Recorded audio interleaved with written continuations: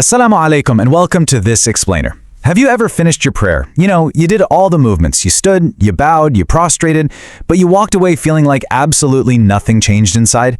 If your heart felt exactly the same as before you started, please know you're really not alone in this. Today we're going to walk through a beautiful, honestly life-changing truth. Your Salah is so much more than a daily checklist. It's an intimate conversation with Allah, and it's literally meant to reshape your entire soul. See, the goal isn't just to complete the physical actions and say, okay, I'm done. The ultimate goal here is to let those actions melt your heart, soften your tongue, and purify your behavior toward everyone around you. We so often just kind of go through the motions, right? But then that profound spiritual shift we're desperately searching for just doesn't seem to happen. So, let's dive into Section 1, Worship Beyond the Ritual. If we turn to the beautiful guidance of the Quran, we see that throughout its verses, Allah directly connects our daily worship to our everyday character. The Quran teaches us that the real, foundational purpose of prayer is to cultivate taqwa. And what is taqwa? Well, it's a deep, loving consciousness of Allah. And here's the thing, when that kind of consciousness truly lives in your heart, it simply can't stay hidden. It has to show up in your home, it's got to show up in your workplace, and especially in how you treat the people who annoy you, disappoint you, or even hurt you. I want you to think about this deeply for a second. When you pray, does your patience actually increase with your kids? When you're fasting, does your honesty grow stronger in your business dealings? When you remember Allah, does your tongue suddenly become a bit slower to backbite and a lot quicker to forgive? Because if our spiritual actions don't actually translate into these real-world traits, we're kind of missing the core objective. It's like this. Worship without character is basically like a body without a soul. Sure, it moves, but it doesn't truly live. Allah doesn't just need our physical motions. He wants our hearts to truly turn to Him, so that through that connection, we can turn toward His creation with real mercy. That brings us to Section 2. Faith and character are twins. Now, if we look at the beautiful teachings of our beloved Prophet, peace be upon him, he highlighted time and time again that the most complete faith belongs to the person with the best character. Notice he didn't say it belongs to the one who prays the absolute longest or fasts the most days. No, he pointed directly to how we treat people. Because true faith is not just a label we wear, it's a light that radiates from the inside out. And good character in the prophetic sense isn't just about being nice when life is smooth sailing. It's about controlling your anger when someone really provokes you. It's about speaking the truth even when it comes at a personal cost. And it's for sure about respecting others, especially those who have absolutely no power over you. Just imagine for a second if our character mirrored even a tiny fraction of the Prophet's gentleness. He was sent to perfect moral character. So if your faith is actually growing, your character absolutely must be growing too. They're inseparable twins. They walk together step by step. If one is weak, the other suffers. And this is actually a profound mercy from Allah. It gives us a highly visible, practical way to measure our internal spiritual progress. Moving on to Section 3, the dangerous worship trap.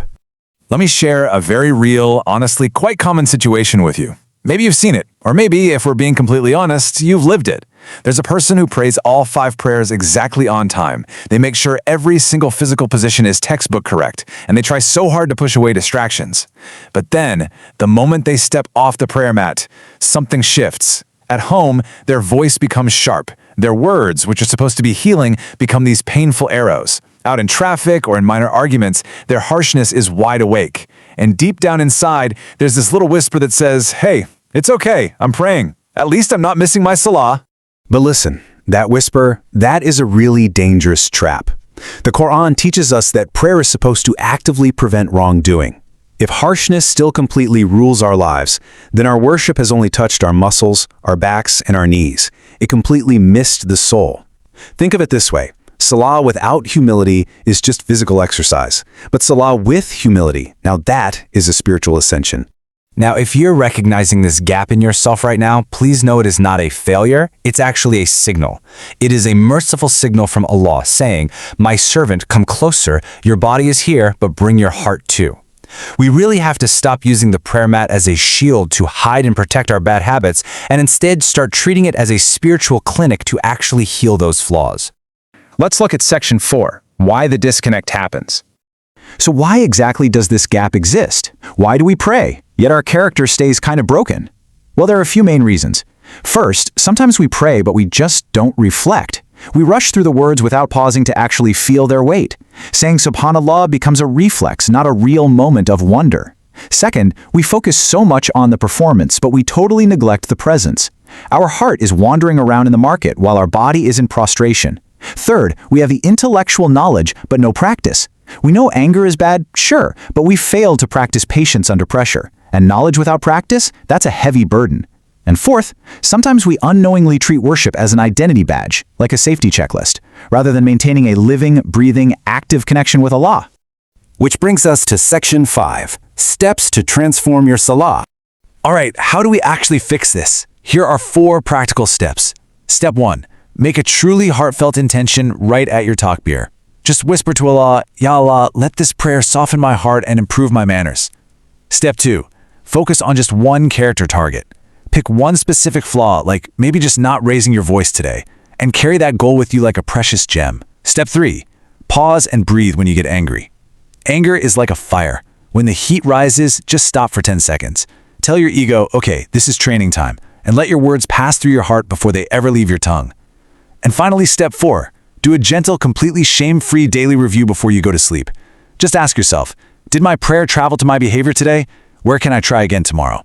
Because at the end of the day, Islam is ultimately a religion of the heart. Yes, absolutely we must pray and fast, but those actions are the means. They aren't the end.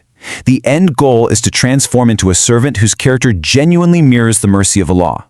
So let your words be charity. Let your silence be dignity. Let your anger be controlled, and let your forgiveness be swift. As we wrap up this explainer, I want to leave you with a deeply personal question. What is the one character challenge you want to overcome with the help of your salah? Is it anger? Maybe arrogance? Impatience? Take a moment right now to truly reflect on that. I'd love for you to share your specific goal in the comments below so we can all make dua for one another's success. Remember, just one sincere prayer, one honest intention, that is exactly where your transformation begins. Thank you so much for joining me today, and assalamu alaikum.